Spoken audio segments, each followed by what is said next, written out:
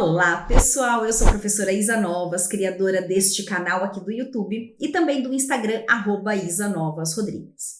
Nesse vídeo aqui a gente vai fazer uma análise super completa do romance número 49 do livro Romanceiro da Inconfidência, da escritora Cecília Meirelles.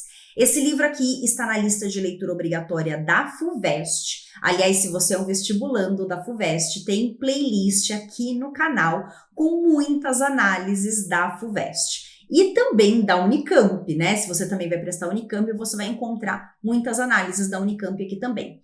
E para ajudar você vestibulando, você também vai encontrar o link, está aqui na descrição do vídeo, material de estudo, gente. Esse material de estudo, ele é completíssimo e também muito objetivo para que você vestibulando não perca o seu tempo e vá direto ao ponto, né? E adquira o conhecimento que você precisa para gabaritar as questões de literatura. Além da análise no material de estudo, você também vai encontrar questões de vestibulares anteriores e gabarito comentado. Então agora vamos parar de conversa e começar a análise do romance 49. Então vem!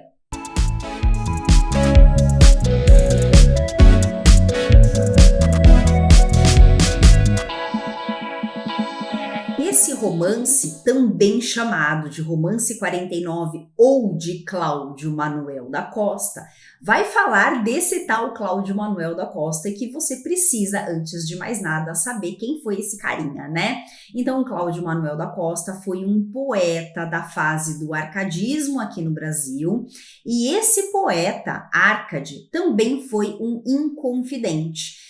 Ele fez parte da Inconfidência e por isso ele acabou sendo preso e morto, ok? Então esse romance aqui em 7 estrofes, por isso eu dividi em 7 slides, a gente vai falar desse poeta Árcade, Cláudio Manuel da Costa.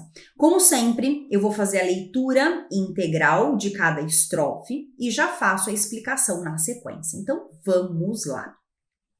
Que fugisse, bem lhe dissera o embuçado, que não tardava a ser preso, que já estava condenado, que os papéis queimasse-o todos, veja agora o resultado. Mais do que preso está morto, numa estante reclinado, e com o pescoço metido num nó de atilho encarnado. Então vamos observar também que uma coisa importante desse poema é que a gente vai ter aqui várias vozes, tá? Então esse poema, ele possui travessões e discurso direto. Várias pessoas vão falar a respeito do Cláudio Manuel da Costa. Então o poema, ele começa citando o embuçado. Primeira coisa, gente, o que significa embuçado? É uma pessoa que tem o rosto coberto para se esconder, como se fosse um disfarce. Aqui nesse mesmo livro, Romanceiro da Inconfidência, tem um romance de número 38, vou colocar aqui no cantinho, ó. 38, que se chama também Do Embuçado, romance 38 ou Do Embuçado, tá? Que vai falar dessa figura e da importância dessa figura, porque ninguém sabe quem é essa pessoa que tá ali dando recado para os inconfidentes e tentando alertá-los do perigo. Bem, então esse poema do Cláudio Manuel da Costa vai começar falando desse embuçado, e esse embuçado avisa o Cláudio Manuel da Costa a respeito dos perigos e pede para que ele fuja, né? Que fugisse.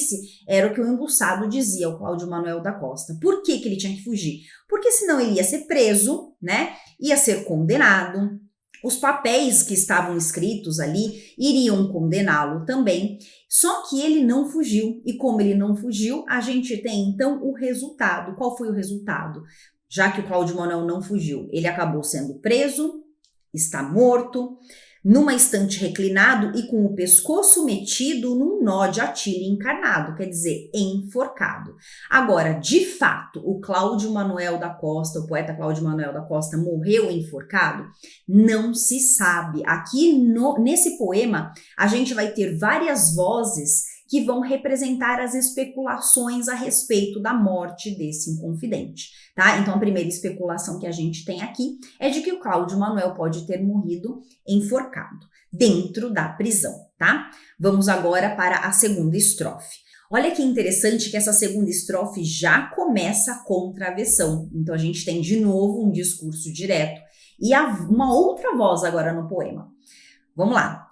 Isto é o que conta o vizinho que ouviu falar o soldado, mas do corpo ninguém sabe, anda escondido ou enterrado. Dizem que o viram ferido, ferido e não sufocado, de borco em poça de sangue por um punhal transpassado. Então olha só que interessante, essa outra voz que tem um ar de fofoca, não é mesmo?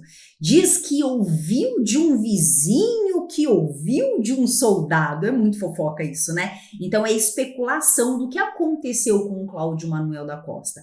Será que o corpo dele foi escondido ou será que foi enterrado? O que aconteceu com o corpo dele que sumiu? Especulações. De novo, dizem, quer dizer, olha só a ideia da fofoca, dizem por aí que o viram ferido e não sufocado. Outros dizem também que ele estava deitado numa poça de sangue porque ele foi apunhalado. Então são pequenas especulações, né? E especulações porque um ouviu do outro, que ouviu do outro, que ouviu do outro. O que de fato aconteceu, a Cecília Meirelles não vai tratar aqui, gente, é um romance, tá?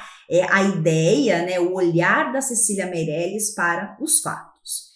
Agora vamos para a terceira estrofe. De novo, mais um discurso direto, começando com um novo travessão. Dizem que não foi atilho nem punhal atravessado, mas veneno que lhe deram na comida misturado, e que chegaram doutores e deixaram declarado que o morto não se matara, mas que fora assassinado. Olha só, né? Então esta outra voz está dizendo assim, ó, dizem por aí, né, que não foi de atilho, né, não foi enforcado e também não foi por um punhal que a morte dele aconteceu, mas envenenado. Então, olha só, uma outra ideia, uma outra especulação de alguma comida envenenada dentro da prisão, né? Só que chegam os doutores, quer dizer, os médicos que atestam o motivo da morte, né? E esses doutores acabaram declarando que ele acabou sendo assassinado. Então, olha só, diz então que os médicos declararam que a morte dele não foi um suicídio, mas que ele foi assassinado. E agora, vamos para a estrofe número 4. E aqui a gente tem, de novo, mais uma voz. E que o Visconde dissera, dai-me outro certificado que aquele ficou perdido por um tinteiro entornado. E quem vai saber agora o que se terá passado? Então, olha que interessante. Aqui a gente tem o eu lírico que vai introduzir a fala do Visconde, que está aqui entre aspas, né? E o Visconde, então, ele chega para esse médico que atestou a morte do Cláudio Manuel da Costa como um assassinato e diz para ele o seguinte: dai-me outro certificado que aquele ficou perdido por um tinteiro entornado. Então quer dizer o quê? O médico entendeu o recado, né? E foi lá e mudou a sentença, né? Mudou o certificado, quer dizer, mudou o motivo da morte, né? Então quer dizer, mudou ali, tirou daquele certificado que a morte dele tinha sido por assassinato e colocou como suicídio. E olha essa pergunta, e quem vai saber agora o que se terá passado? E fica um mistério a respeito da morte do Cláudio Manuel da Costa. Estrofe número 5, mais um travessão. Então, uma nova voz. Talvez o morto fosse outro em seu lugar colocado. A sombra da noite escura encobre muito pecado. Talvez pelo subterrâneo fosse ao palácio levado. Era homem de muitas luzes, pelo povo respeitado. Secretário do governo que vivia em grande estado. Casa de 30 aposentos, muito dinheiro emprestado. E do velho João Fernandes, dono do cerro, afilhado. Então, olha só, esta voz aqui está dizendo, especulando que talvez o Cláudio Manuel da Costa nem morreu. Talvez outro corpo, né? Talvez o morto, vamos retomar aqui, ó. Talvez o morto fosse outro, quer dizer, colocaram um outro corpo no lugar, né? E o Cláudio Manuel da Costa estava ainda vivo, uma outra especulação, né? Talvez ele tenha sido levado para o palácio, ele era um homem de muitas luzes, um homem culto, né? Tanto que era um escritor. E fala aqui nesse trecho a respeito do Cláudio Manuel da Costa, quer dizer, das qualidades dele, de tudo que ele possuía, dos bens também, né? Então fala a respeito das luzes, quer dizer, um cara muito culto, um cara muito inteligente, um cara respeitado pelo povo, um cara que tinha um cargo no governo, né? Que ele vivia ali no meio dos políticos. Era um cara rico, com uma casa muito grande, tinha muito dinheiro. Além disso, ele era filhado de quem? Do velho João Fernandes, o dono do Cerro, né? O João Fernandes, dono de uma grande propriedade de terra. Esse João Fernandes também já apareceu aqui no livro, no romance número 13. Você pode voltar, né, e ler o romance número 13 para saber um pouco mais sobre esse João Fernandes, o marido da Chica da Silva, tá? A gente tem romance falando dela aqui também nesse livro, ok? Vamos agora para a estrofe número 6. Mais um discurso, mais um travessão. Não creio que fosse morto por um atilho encarnado, nem por veneno trazido, nem por punhal enterrado. Nem creio que houvesse dito o que lhe fora imputado. Sempre há um malvado que escreva o que dite outro malvado, e por baixo ponha um nome que se quer ver acusado. Então, esta outra pessoa, esta outra voz, né, tá dizendo que não acredita em nada disso. Não acredita que ele fosse morto, nem por enforcamento, nem envenenado e nem apunhalado.